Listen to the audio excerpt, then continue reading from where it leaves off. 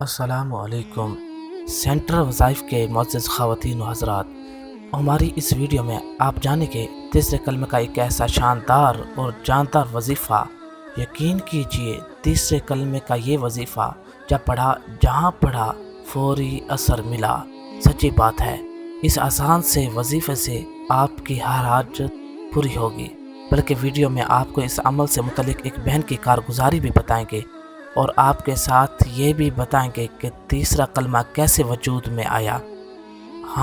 تیسرا کلمے سے آپ کیا کیا فوائد حاصل کر سکتے ہیں، یعنی آپ اس ویڈیو میں جانیں گے، اور اس عمل کو صدقہ جاریہ سمجھ کر اپنی فیملی میں اور اپنے دوست احباب میں اس عمل کو لازمی شیئر کریں۔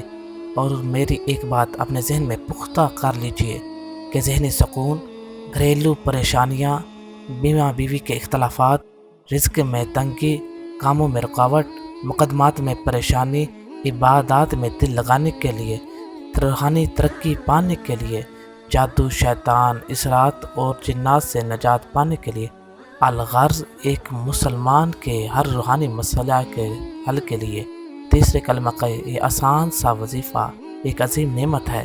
لہٰذا آج آپ کو بالکل مفت میں اس ویڈیو سے فائدہ اٹھا لیجئے۔ میرا یقین کیجئے، میرے خاندان میں جنات کی حاضری تک کے لیے تیسرے کلمے کی مدد دیتے ہیں اور بھرپور کامیابی و فائدہ اٹھاتے ہیں۔ جس قدر ایمان پختہ ہو اور یقین مضبوط ہوگا، اتنی ہی لذت اور حلاوت محسوس ہوگی۔ ہمیں آپ کو بتاتے ہیں، غور سے سن لیجئے۔ حضرت ابن عباس رضی اللہ تعالیٰ فرماتے ہیں کہ اللہ تعالیٰ نے عرش بنایا اور فرشتوں کو اسے اٹھانے کا حکم دیا، تو فرشتوں کو عرش بہت وزنی محسوس ہوا۔ اس وقت فرشتوں کو سبحان اللہ پڑھنے کا کہا، تو اس کو پڑھنے ہی عرش اٹھانا آسان ہو گیا۔ فرشتے برابر اس کلمے کو پڑھتے رہے، یہاں تک کہ حضرت آدم علیہ السلام کے وجود میں آئے۔ ان کو چھینک آئی تو الحمدللہ پڑھنے کا حکم دیا، اور جواب میں اللہ تعالیٰ نے فرمایا یرحمک اللہ۔ فرشتوں نے یہ کلمہ سنا تو سبحان اللہ کے ساتھ الحمدللہ بھی پڑھنے لگے۔ جب حضرت نوح علیہ السلام کا زمانہ آیا تو بت پرستی کے خلاف اللہ نے حکم دیا کہ قوم کو لا الہ الا اللہ کی تلقین کرو۔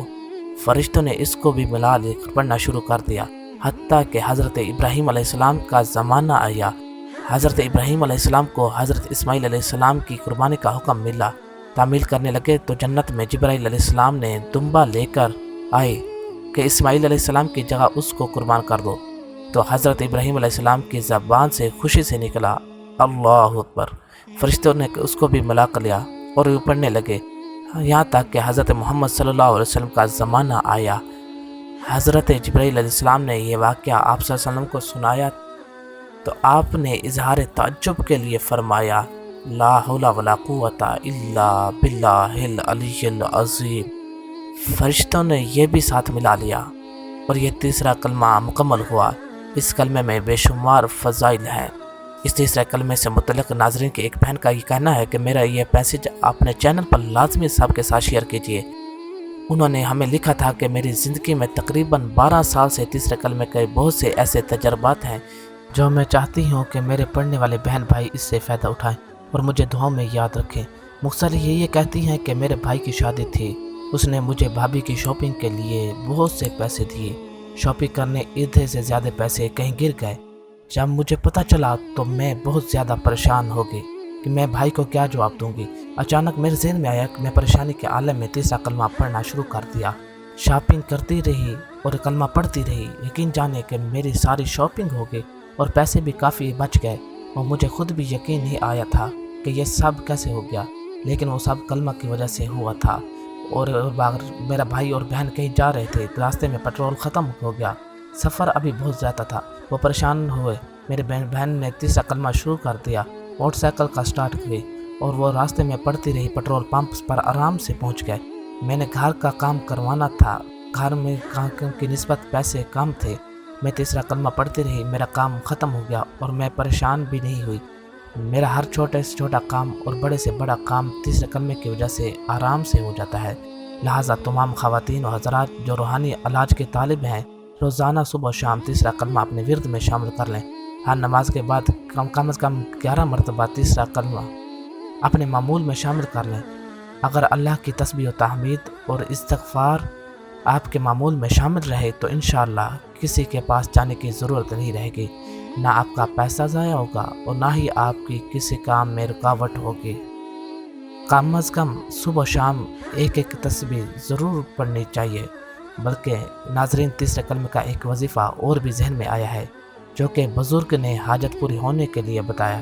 نہایت ہی مجرب اور اول آخر 11 مرتبہ درود شریف،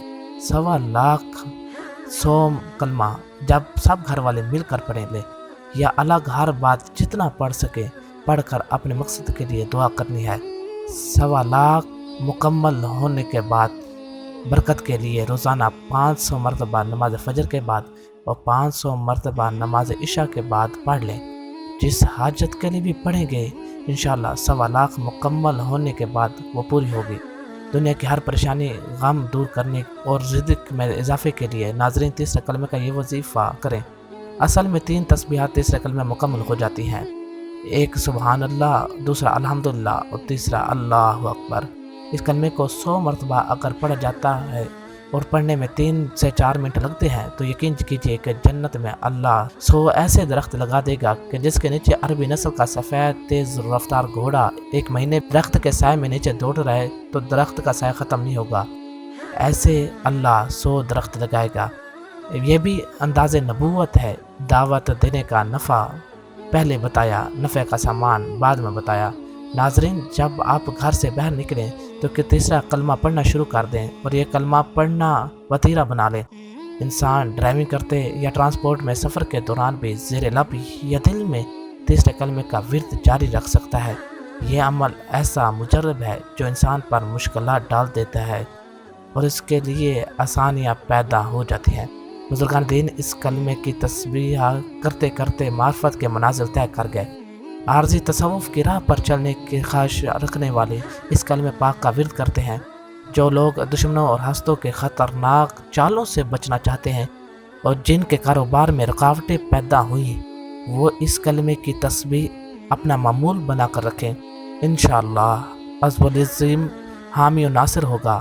خلاصہ یہ کہ اگر کوئی مسلمان چاہتا ہے کہ اس کا اعمال کی صحیح رہنمائی ہو اور اس پر عمل کیا جائے تو اسے چاہیے کہ وہ تیسرا کلمے کی پابندی کرے۔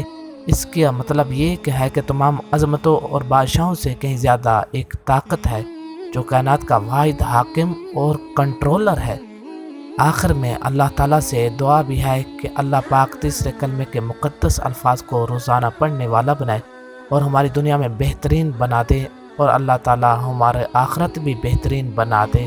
آمین، اللہم آمین۔